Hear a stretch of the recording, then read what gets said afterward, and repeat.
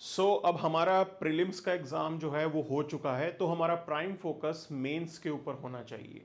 Mains की preparation को आपको अच्छे से स्ट्रेटेजाइज करना है, क्योंकि आपको इस एग्ज़ाम की रिक्वायरमेंट के बारे में पता होना चाहिए। साथ कौन से ऐसे सब्जेक्ट कंपोनेंट्स हैं जिन पर आपका एम्फेसिस ज़्यादा होना चाहिए, क्योंकि यहाँ पे गेम होगा एफर्ट इज टू रिवॉर्ड, मतलब जिनमें रिवॉर्ड ज़्यादा मिलेगा कम एफर्ट के साथ उन पर्टिकुलर डोमेन्स पे आपका फोकस और ज़्यादा होना चाहिए। तो जीएस जब हमने पढ़ा है अब तक कि आपने हिस्ट्री, ज्योग्राफी, करंट अफेयर्स और बाकी सब्जेक्ट्स जो हैं आपने अपने प्रीलिम्स की प्रिपरेशन के दौरान पढ़े हैं, लेकिन कुछ एक यहाँ पे सब्जेक्ट्स ऐसे हैं जैसे आपका ऑप्शनल एग्जाम, ऐसे की प्रिपरेशन आपने नहीं की होगी, एथिक्स उसकी भी प्रिपरेशन आपने प्रीलिम्स के दौरान नहीं की है, जीएस पेपर वन में वर्ल्ड हिस्ट्री वो प्रीलिम्स में नहीं पूछी जाती, तो आपने वो भी नहीं की है। इस बीच जो कंपोनेंट्स आपने बिल्कुल टच नहीं किए हैं उनके ऊपर खास करके ध्यान देना जरूरी है। तो अब इस रिवॉर्ड टू एफर्ट का जो आपका पूरा सर्कल है उसके बारे में हम जानते हैं और समझते हैं कि कौन से ऐसे डिसाइसिव सब्जेक्ट्स हैं जिनके ऊपर आपका एम्फेसिस ज़्यादा होना चाहिए और वहां पे आपको रिवॉर्ड भी ज़्यादा मिलेगा। तो अगर हम पैटर्न को देखें यहाँ पे मेंस के, तो आपको मालूम है कि आपके लैंग्वेज पेपर जो हैं वो क्वालिफाइंग है यहाँ पे। तो 300 मार्क्स ईच जो है वो आपके लैंग्वेज पेपर होते हैं।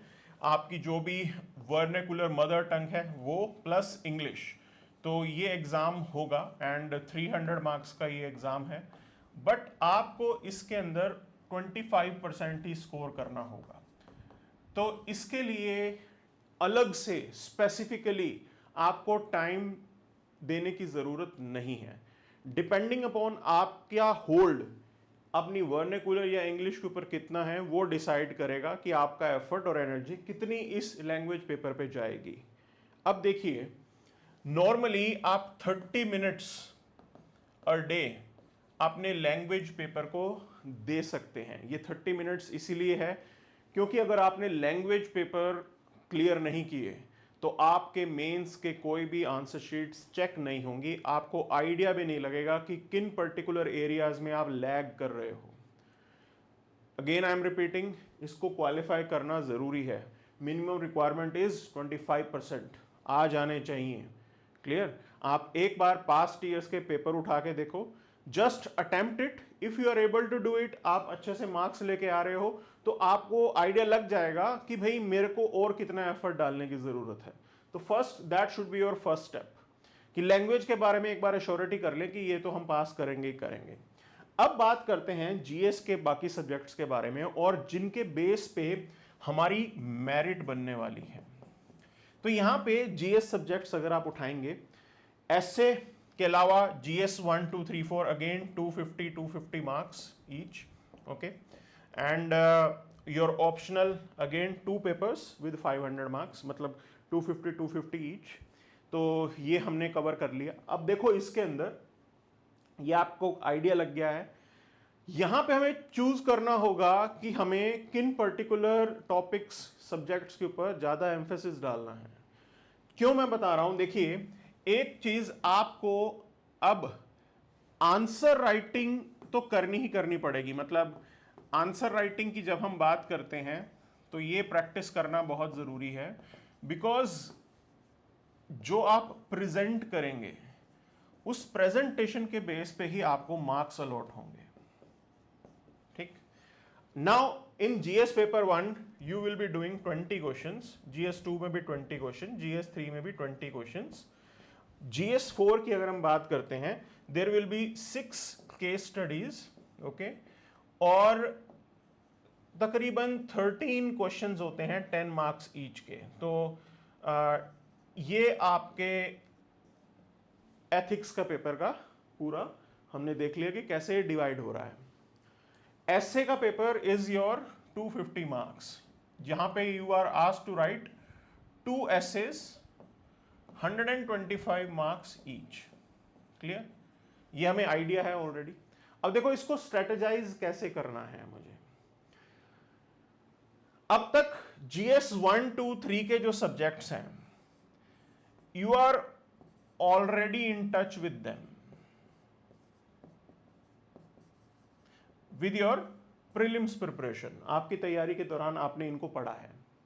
मैं ये प्रिज्यूम कर रहा हूं क्योंकि प्रीलिम्स के अंदर आपका एफर्ट एक बहुत ही डेडिकेटेड वे में करना होता है, तो आपने लास्ट 3 मंथ्स में अपना ऑप्शनल शायद नहीं पढ़ा होगा। तो फर्स्ट इज दिस, इसको रिवाइज करना बहुत ज्यादा जरूरी है, बहुत ज्यादा जरूरी है, बिकॉज ये डिसाइसिव है। मतलब if you are getting 300 marks out of 500, और ये आ जाते हैं स्टूडेंट्स के, अगर आपके 300 नंबर यहां से बन रहे हैं तो कट ऑफ मान लीजिए 700 समथिंग अगर जा रही है, तो you need to get just 400 something out of 1250 marks. 1250 नंबर में से जीएस मतलब एसए के अलावा 1 2 3 4 आपको 1250 में से 400 समथिंग मार्क्स ही स्कोर करने हैं to clear the cut off. I am saying अगर कट ऑफ जा रही है 700 से 30 कट ऑफ है, तो you need to score 430 out of it, clear, out of 1250। And यहां पे 500 में से 300 स्कोर करना, ये आपकी प्रायोरिटी है। This is the deciding factor. Essay के अंदर सॉरी एथिक्स, अगेन आपने एथिक्स नहीं पढ़ा है from last 3-4 months, you are focusing on your prelim subjects, so again that's the domain that you have to pick. और इसके अंदर मैं ये मान रहा हूं कि अगर आप अच्छे से आंसर लिखते हैं, थॉट प्रोसेस के साथ आंसर लिखते हैं और अपना पेपर कंप्लीट करते हैं, एसे का पेपर थोड़ा मतलब एथिक्स का पेपर थोड़ा सा डिफरेंट हो जाएगा इन द सेंस, क्योंकि इसमें सोचना ज्यादा पड़ेगा आपको। केस स्टडीज हैं, क्वेश्चंस हैं, एग्जाम्पल्स आपको इसमें डालने पड़ेंगे, तो माइंड चर्निंग एक्टिविटी एथिक्स के एग्जाम में ज्यादा होती है। But still I am saying you are getting 120 marks from here. अब देखिए आपने 300 स्कोर कर लिया है अपने ऑप्शनल में, आप 120 के राउंड एथिक्स में आ चुके हैं, तो 720 मान लीजिए कट ऑफ है, तो you are just required to score 300 more marks out of 1000। ये नंबर लेके आने हैं आपको। तो कैलकुलस के हिसाब से अगर मैं देखूं तो वो अचीवेबल सा गेम है, ठीक है। मतलब मैं ये नहीं कह रहा कि 120 आपके आ ही जाएंगे, ये बिना एफर्ट के, बिना मेहनत के, बिना आंसर राइटिंग के ना तो ये 300 अचीव होंगे ना 120 अचीव होंगे। बट आपका अगर इन दो कंपोनेंट्स पे स्ट्रॉन्ग होल्ड है तो ये रिवॉर्ड ज्यादा करेंगे। लाइकवेज आप एसए को उठा के देख लीजिए, 250 मार्क्स का है, again you have to score 120 plus.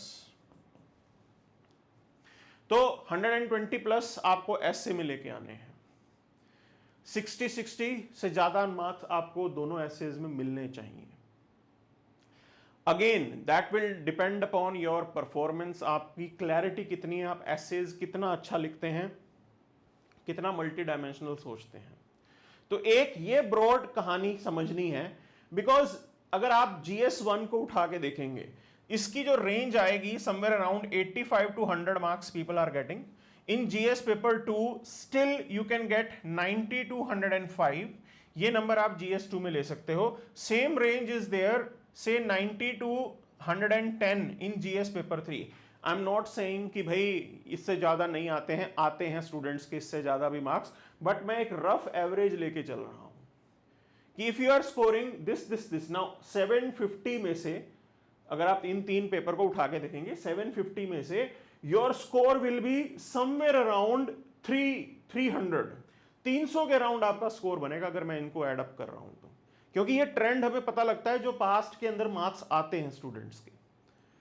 300 के around you will be scoring out of 750, that also with the best performance. वो 300 नंबर तब बनेंगे जब आपने बहुत अच्छे आंसर लिखे हैं। तो ये कहानी समझ में आनी चाहिए। मतलब 300 आपको ले रहे हो 750 में से, तो परसेंटेज टर्म्स में तो ये 50% से भी कम इसके अंदर स्कोर आ गया। और ये तब आएगा जब आप बहुत ही बेहतरीन answer, presentation skills are you can say exemplary, then only you are going to fetch this mark. अब मेन कहानी ये है कि भाई इस मेंस के अंदर जो डिसाइडिंग फैक्टर होता है that is your essay paper, your ethics exam and your optional exam. ये डिसाइडिंग फैक्टर हैं, because look at the marks that it is going to fetch. इन तीनों पेपर्स को मिला के नंबर देख लीजिए कितने हैं। 500 आपके ऑप्शनल के हो गए, 250 250 1000 में से आप सपोज कीजिए 300 अपने ऑप्शनल में लेके आ रहे हैं, 120 और से 100, ये रेंज ही उठा लेते हैं, 100 to 120 से 100 marks you are getting in your ethics exam and likewise 120 you are getting in your essay exam. तो इन तीनों को ऐड करोगे तो 520 मार्क्स हो जाते हैं, 520 आउट ऑफ 1000 मार्क्स। ये है डिसाइडिंग फैक्टर कि इन तीन डोमेन्स पे आपका स्पेशल फोकस होना चाहिए, और खासकर इस टाइम पे क्योंकि आप आउट ऑफ टच रहे हो। प्रीलिम्स के दौरान जीएस 1 2 3 के सब्जेक्ट्स आपने फिर भी किए हैं, ये ऐसी डोमेन्स है जहां पे अभी आपको एम्फेसिस और ज्यादा करने की जरूरत है। तो ये हमने आइडेंटिफाई कर लिया कि ये तीन पेपर खास हैं और ये डिसाइडर हैं कि कौन फाइनल लिस्ट में आएगा। ये स्मार्ट वे ऑफ ऑपरेटिंग है कि आपने दिमाग लगा के किया काम। क्लियर। अब बात करते हैं कि भाई एसे के जो एग्जाम की बात थी, हमने 250 मार्क्स का एसे देखा था, what exactly is required here, why are they giving you that length. मतलब आपको 1250 वर्ड्स ओके ईच, ये वर्ड लिमिट दी जाती है। आप एक पर्टिकुलर टॉपिक पे समझिए, जानिए और इतना लिखिए, but why this particular weightage of 1250 words are given to you. Now the reason is they want to check how clear you are with the thought process. उस टॉपिक को लेके आपके पास कितनी डेप्थ में अंडरस्टैंडिंग है, plus how multi dimensionally you can think about a particular topic, whether you are able to think about all the stakeholders, क्या आप सभी स्टेक होल्डर्स के इंटरेस्ट को समझ पा रहे हैं। Women, person with disability, old age, children, SC ST, OBC group, minorities, कितने वल्नरेबल सेक्शंस हैं। सो क्या आप उनके बारे में सोच पा रहे हैं उस टॉपिक से related. How socially conscious you are, how emotionally questioned you are, आपकी इमोशनल अंडरस्टैंडिंग कितनी है। ऐसा नहीं होना चाहिए कि आपका आंसर जो है आप रिफ्लेक्ट करते जा रहे हो like a GS answer. No, you have to think about all these aspects. You have to think about economical aspect, political aspect, technological aspect, international relation. ये जितने भी सब्जेक्ट्स आपके यहां पे यूपीएससी के हैं, उन सभी डायमेंशंस में आपको उस पर्टिकुलर टॉपिक के बारे में सोचना है। Ethical aspect of that particular topic जिसके बारे में आप ऐसे लिख रहे होंगे। तो ये अंडरस्टैंडिंग होती है। भाई कभी कभी स्टूडेंट से पूछते हैं कि सर फिलोसॉफिकल ऐसे आ गया तो उसके अंदर हम क्या शुरू करें, हम तो इंटरप्रेट नहीं कर पा रहे हैं उस पर्टिकुलर स्टेटमेंट को।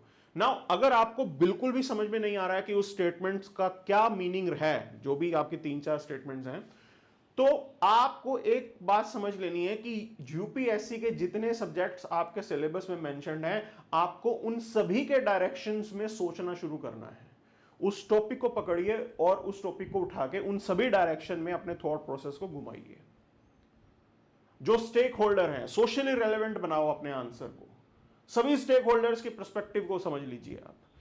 And then most important thing जो आपके आंसर में रिफ्लेक्ट होना चाहिए, दैट इज योर एग्जाम्पल्स।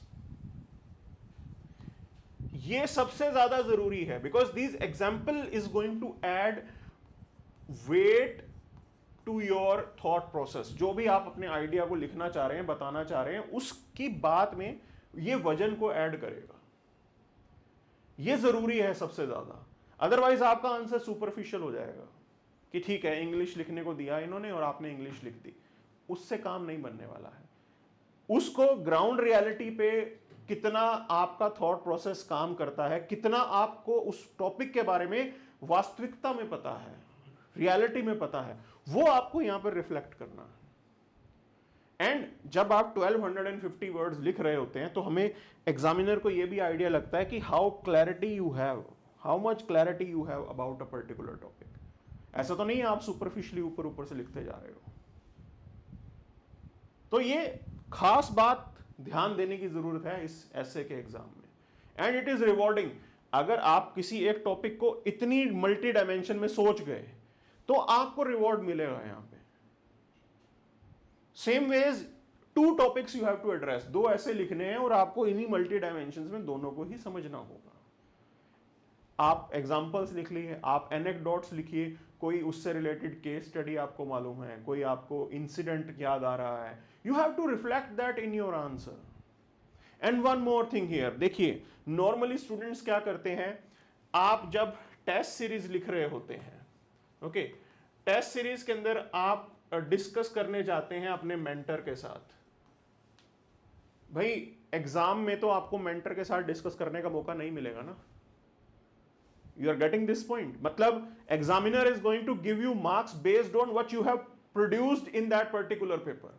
जो भी आपने उस पर्टिकुलर एग्जाम शीट में लिखा है वही उसी के बेस पे मार्क्स मिलेगा। नहीं तो स्टूडेंट्स क्या करेंगे, जब हम स्टूडेंट्स के साथ डिस्कस कर रहे होते हैं तो स्टूडेंट बताते हैं अरे सर मैं तो इससे ये इंटरप्रेट कर रहा था। भाई एग्जामिनर को समझ में आना चाहिए ना कि आप ये इंटरप्रेट कर रहे थे। आप वर्बली टीचर को बता रहे हो, वहां ये मौका नहीं मिलेगा, वहां कोई है ही नहीं आपके सामने जो आपने अपनी आंसर शीट के अंदर रिफ्लेक्ट किया है। Examiner is going to give you marks based on that. How good you are with your presentation, that is going to be the deciding factor. Writing skills, अब कई लोग ये कहते हैं कि सर क्या हमें एस्से को पॉइंट फॉर्म में लिखना चाहिए। गलती बिल्कुल भी मत करना। अगर आपने गलती से ये काम कर दिया तो आपके मार्क्स नहीं मिलेंगे आपको। मेरे से अभी से लिखवा लो, examiner is not going to reward you. 100 नंबर भी क्रॉस नहीं होंगे अगर आपने ये गलती कर दी। डायग्राम बनाए सर, फ्लो चार्ट बनाए सर, नहीं करना है ये काम हमें, उसके मार्क्स जो हैं आपको नहीं मिलेंगे, रिवॉर्ड नहीं किया जाएगा। वो जीएस के अंदर करने वाली चीजें आप वहीं पे कीजिए, यहां पे फ्लो में लिखिए। एक पैराग्राफ दूसरे पैराग्राफ के साथ लिंकअप हो रहा हो, आइडियाज लिंक हो रहे हो, अलाइंड हो, एकदम स्ट्रक्चर्ड हो, वो यहां पे रिक्वायर्ड है। अच्छे से आपने इंट्रोडक्शन लिखा, अच्छे से आप उसकी मेन बॉडी के साथ लिंकअप करते हुए चल रहे हो, एंड देन फाइनली आप जो है कंक्लूजन पे जा रहे हो। और उस ऐसे में आपने प्रॉब्लम्स के बारे में बात की, सॉल्यूशंस के बारे में बात की, डिफरेंट स्टेक होल्डर्स के बारे में बात की, डिफरेंट डायमेंशंस के बारे में बात की। ये सब कुछ आपने एक ऐसे में लिख दिया। और पॉइंट फॉर्म में यूपीएससी के जीएस आंसर की तरह उसे नहीं लिखना है। डायग्राम्स, फ्लो चार्ट्स अवॉइड करना आप। क्लियर, ये है ऐसे लिखने का तरीका। And again you can underline some of the keywords, वो आप कर सकते हो। हेडर्स डाल सकते हो, वो आप कर सकते हो। फेमस कोटेशन कोट्स वो आप लिख सकते हो। So that these are the weapons that you can use it. Okay, ये आपके हथियार हैं, आप उसका इस्तेमाल कीजिए। आपको एनेक्डोट याद आती है, आप एनेक्डोट लिखिए। आपको कोटेशंस याद आती हैं, आप कोट्स लिखिए, स्टेटमेंट्स लिखिए। किसी पर्टिकुलर महापुरुष ने किसी पर्टिकुलर टॉपिक के बारे में कहा है, आप वो बात को अपने एस्से में लिखिए। Now, in this case, definitely you will be rewarded because your essay is organic. आपका essay superficial नहीं होना चाहिए. It should be reflecting the organic. That is ground reality के कितना नजदीक आप जा रहे हैं, ह्यूमन इमोशंस के कितना नजदीक आप जा रहे हैं, वो आपको अपने ऐसे के अंदर लिखना है। देन ऐसे को हमने समझ लिया यहां पे। अब देखिए, जब हम बात करते हैं जीएस 1 2 3 4 के सब्जेक्ट्स की, तो you are asked to write 20 questions, okay, and pattern will be like this. There will be 10 questions of 15 marks and word limit will be 250 words. So 10 questions आप करेंगे, 2500 words आपको 15 नंबर के question को करना होगा 15 marks वाले में, and then 10 questions for 10 marks. So 150 is the word limit and you are attempting 10, so 1500 words. Now you have to understand this thing. Essay was required to cover 2500 words, but here in your GS you are asked to write 4000 words within 3 hours. Now that's a challenging thing. अगर आप किसी student को 3.5 घंटे दे दोगे तो वो बहुत अच्छे आंसर्स लिख देगा, बट अंडर प्रेशर आपको परफॉर्म करना है। यही इस एग्जाम के अंदर रियल टेस्ट है। How you are good with the time management, कितना आपने अच्छे से किया है टाइम मैनेजमेंट को समझते हैं, बिकॉज आप जब सर्विसेज में जाते हैं वहां पे भी टाइम मैनेजमेंट ही है, because too much pressure is going to be there, बहुत सारा काम होगा जो आपको करना होगा और उसके अकॉर्डिंग आपको टाइम मैनेज करना है, सभी चीजों को करना है। सेम यहीं पे वही अप्रोच यहां पे टेस्ट हो रही है। अब इस केस के अंदर you are going to get say 8 to 9 minutes पर क्वेश्चन, 8 से 9 मिनट आपको मिल रहे हैं ऑन एन एवरेज हर एक क्वेश्चन के ऊपर। 180 मिनट्स में आपको ये सारे करने होंगे। अब ये मार्क्स जो निकालने का सिस्टम है उसको समझना बहुत ज्यादा जरूरी है। Why I am saying this, that presentation skills are important for you. Suppose say 20 questions आपने इसमें अटेम्प्ट किए हैं, आपने एथिक्स के एग्जाम के अंदर समझ लो कि 6 केस स्टडीज एंड 13 क्वेश्चंस, वो पार्ट्स ऑफ पार्ट्स में होते हैं बट मोर और लेस 13 के राउंड ही होते हैं। वो आपने 19 में मान के चल रहा हूं एथिक्स के अंदर अटेम्प्ट करने हैं। आपके ऑप्शनल का जो एग्जाम होता है उसके अंदर अगर आप क्वेश्चंस उठा के देखेंगे तो it will be again 19 means paper 1 के अंदर 19 क्वेश्चंस आप अटेम्प्ट करेंगे, पेपर 2 के अंदर again 19 questions you will be attempting. Okay, so 38 questions आपके यहां से आ गए। अब इस पूरे गेम को समझिए आप, इन ईच क्वेश्चन, हर एक क्वेश्चन के अंदर हमें कितने नंबर एक्स्ट्रा लेने हैं, हमें 1 मार्क एक्स्ट्रा लेना है। अब देखो, there are 2 students A and B, same content है, from the content point of view both are having the same content, say X और बी का भी कंटेंट जो है वो सेम ही है, सेम टाइप के आंसर लिखे, अच्छी तैयारी थी दोनों की ही सेम कंटेंट उन्होंने प्रोड्यूस कर दिया। लेकिन एक एक हाथ में क्या था, ही हैड बेटर प्रेजेंटेशन, बहुत अच्छा प्रेजेंटेशन ए ने किया। Okay, now with that better presentation इन, अच्छा प्रेजेंटेशन ऐसे तो होगा नहीं कि हर एक क्वेश्चन में हो गया तो दूसरे में नहीं होगा, प्रेजेंटेशन स्किल जो है वो आपका रिफ्लेक्ट होगा थ्रू आउट योर पेपर, और वो प्रेजेंटेशन उसने हर एक क्वेश्चन में किया और उसको हर एक क्वेश्चन के राइटिंग भी बहुत अच्छी थी, बहुत अच्छे से उन्होंने आंसर लिखे और हर एक क्वेश्चन में उनको हाफ मार्क एक्स्ट्रा मिल गया सिर्फ प्रेजेंटेशन का, बिकॉज इन्होंने एग्जामिनर का काम अच्छा कर दिया तो एग्जामिनर ने इन्हें रिवॉर्ड किया है। ठीक है ना, अच्छे से रिवॉर्ड किया है एग्जामिनर ने, किया चलो आधा आधा नंबर एक्स्ट्रा लो हर एक क्वेश्चन के अंदर। अब जरा सोच के देखो, सो जीएस के अगर हम देखें तो जीएस में आधा नंबर हर क्वेश्चन में इन्होंने लिया। जीएस 1 2 3 को उठा के देखो, 60 क्वेश्चन होते हैं, हाफ मार्क एक्स्ट्रा, मतलब ये 30 नंबर की लीड, 30 मार्क्स की लीड सिर्फ और सिर्फ जीएस 1 2 3 में आ जाएगी। And with the better writing skill he got lead से इन एसे, 5 मार्क दोनों के कंपैरिजन में 5 मार्क एसे में इनको एक्स्ट्रा मिल गए हैं। ठीक है, just because he was good with the writing. Likewise optional के अंदर 38 क्वेश्चन है, हाफ मार्क मतलब 19 मार्क्स ऑप्शनल में एक्स्ट्रा मिल गए हैं इनको, 19 नंबर यहां पे ले आए। और सेम एथिक्स के अंदर अगर आप उठा के देखोगे तो हाफ मार्क उठाओगे, 19 क्वेश्चन है, 10 मार्क्स की लीड यहां पे आ गई है। तो सोच के देखो, ऐड करो, जस्ट बेटर प्रेजेंटेशन स्किल्स की वजह से 10 मार्क्स यहां पे आ गए, 35 ये हो गए, 45 एंड यू कैन से 19 ही get it from the optional extra. तो 45 plus 19, you can easily figure it out. यही तो डिफरेंस होता है एक टॉपर में और जो एक जस्ट कट ऑफ क्लियर करने वाला इंडिविजुअल होता है। जो ऑल इंडिया रैंक 1 है उनके इतने ही मार्क्स एक्स्ट्रा ही तो होते हैं। Interview definitely it does play important role, but from the mains angle if you do the analysis you will get कि इतना ही फर्क है, 60 से 65 नंबर एक्स्ट्रा ले जाएगा ये टोटल अगर हम देखेंगे जीएस 1 2 3 और बाकी मेंस के सब्जेक्ट्स में। तो ये पॉइंट समझना बहुत जरूरी है स्टूडेंट्स के लिए कि प्रेजेंटेशन इट्स अ की, आपको अपने लेवल पर डेवलप करने हैं प्रेजेंटेशन स्किल्स। ठीक है ना, डायग्राम, फ्लो चार्ट्स, मैप्स, हर चीज की प्रैक्टिस आपको करके जानी है, बिकॉज ऐसा नहीं होगा कि मैं ये सोच रहा हूं कि मैं ऑटोमेटिकली वहां जाके प्रोड्यूस कर लूंगा. See, that can be possible, but in the case if you are talented, born talent है, आप इमीडिएटली आपका थॉट प्रोसेस ऐसा अलाइंड है कि आपके फ्लो चार्ट और डायग्राम्स और मैप्स आराम से अच्छे बन जाते हैं, नीट एंड क्लीन, तो फिर आपके पास एडवांटेज है. But everyone is not gifted, so those who are not gifted उनके लिए तो एफर्ट ही है एक solution. Hard work and effort, practice practice and practice, that's the only way out. They have to put up their effort out. Clear? ये चीज जरूरी है. कंसिस्टेंसी के साथ सभी आपके एग्जाम जीएस 1 2 3 4 एंड एसए के अंदर ये रिफ्लेक्ट होगा, तो आपका रिजल्ट अच्छा मिल जाएगा आपको. तो ये स्मार्ट तरीके हैं चीजों को समझने के लिए कि मेंस की एग्जैक्ट रिक्वायरमेंट क्या है.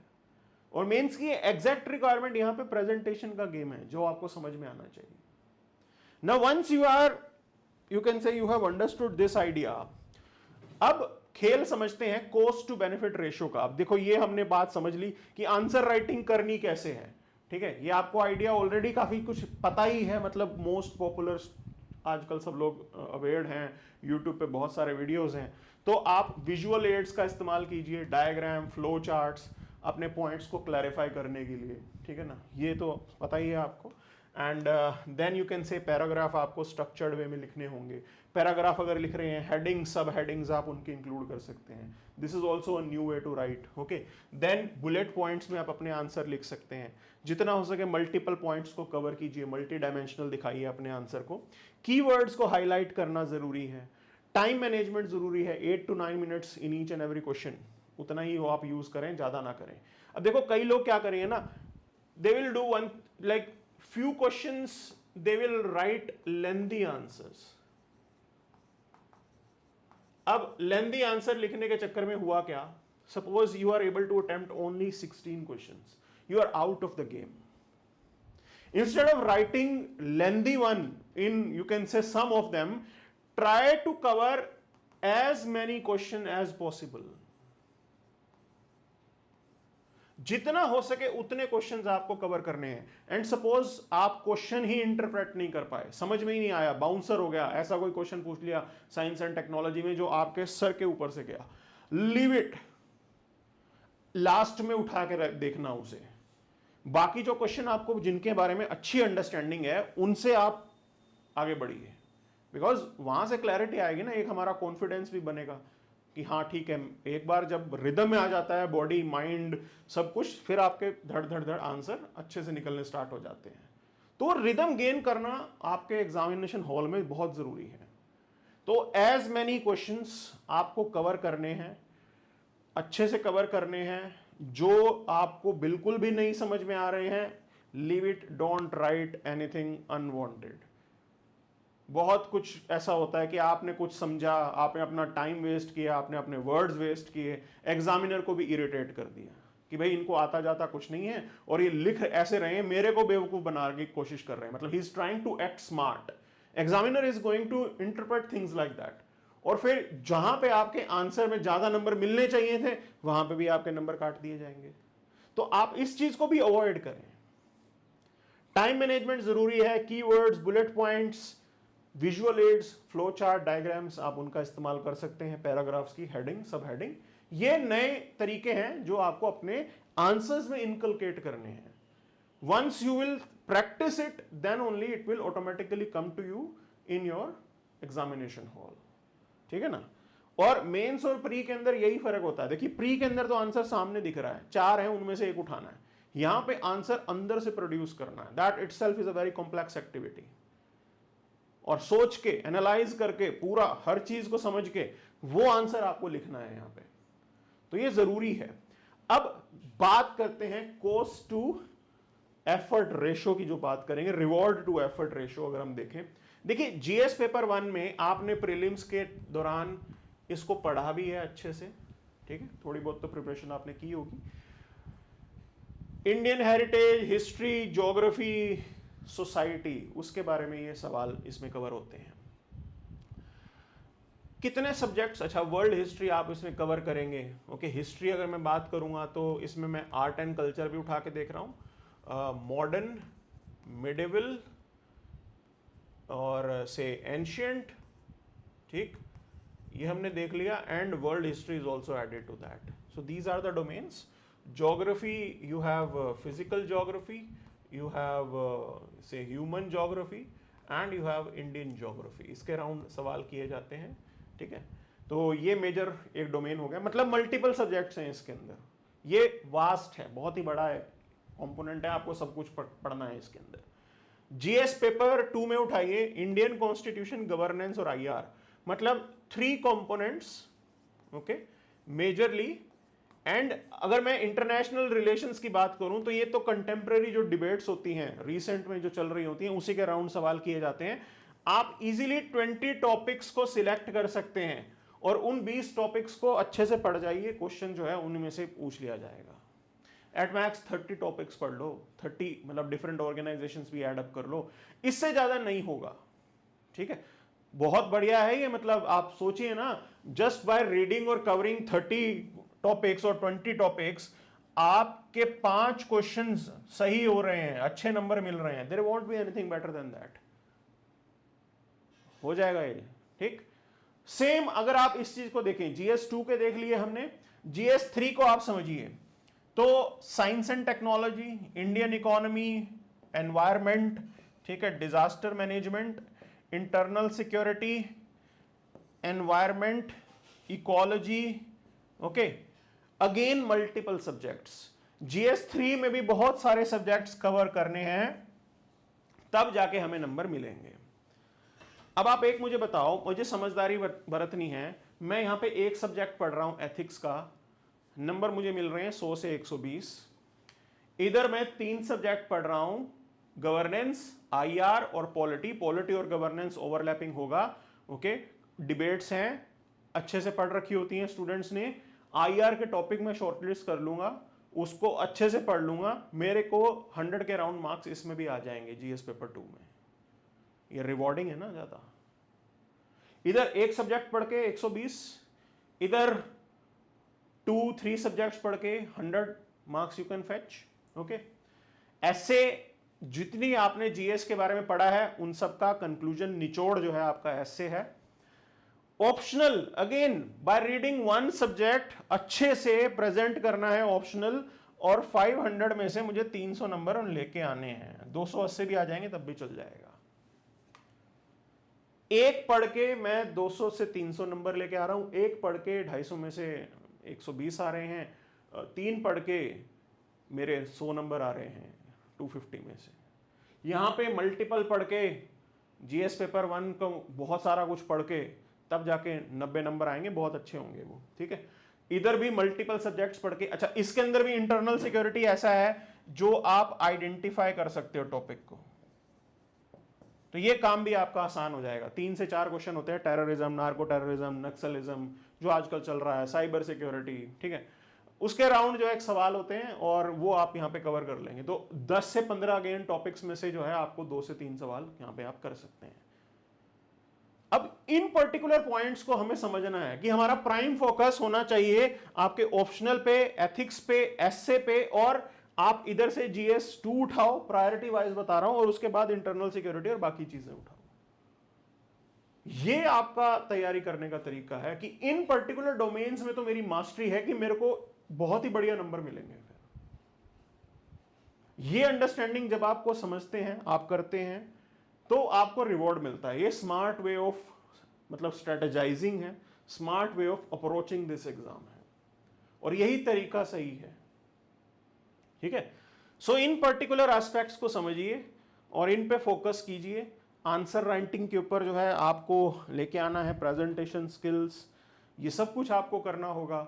There are lot of things which are available in the market, lot of courses are available in the market, बहुत कुछ है यहाँ पे. एंड PYQs से हमें आइडिया लग सकता है. तो हम यहाँ पे इस क्लास के अंदर मतलब we will be coming up with the videos जिसके अंदर हम आपके पॉलिटी, गवर्नेंस, आईआर चलो कंटेम्प्रेरी आता है, बट स्टिल एक हमें आइडिया तो पता लगेगा ना भी क्वेश्चन किस टाइप के पूछ रहे हैं, तो उसके अकॉर्डिंग हम अपनी प्रिपरेशन कर लेंगे. अब जैसे आज के अखबार में ये आया कि भी जर्मनी के साथ हमारी स्ट्रेटेजिक पार्टनरशिप को 25 ईयर्स हो गए हैं. अब out of the box question में इंडिया जर्मनी रिलेशन जो है वो इंपॉर्टेंट हो गया. क्यों? 4 साल पहले इंडिया जापान भी ऐसे पूछ लिया था यूपीएससी ने घुमा के, अब इंडिया जर्मनी भी पूछ सकते हैं, ठीक है।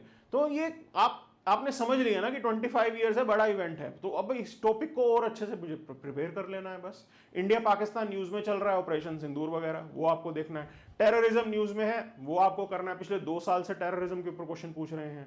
2024 के अंदर नार्को टेररिज्म पे पूछा, 2023 के अंदर उन्होंने पूछा फंडिंग ऑफ टेररिज्म पे कि कैसे जो है टेरर फंडिंग होती है। उससे पहले सवाल ओवरग्राउंड वर्कर्स के ऊपर पूछे हैं। तो मतलब ये सीक्वेंस में चलता ही आ रहा है। सेम नक्सलिज्म से रिलेटेड है मामला, लेफ्ट विंग एक्सट्रीमिज्म वो चलता जा रहा है।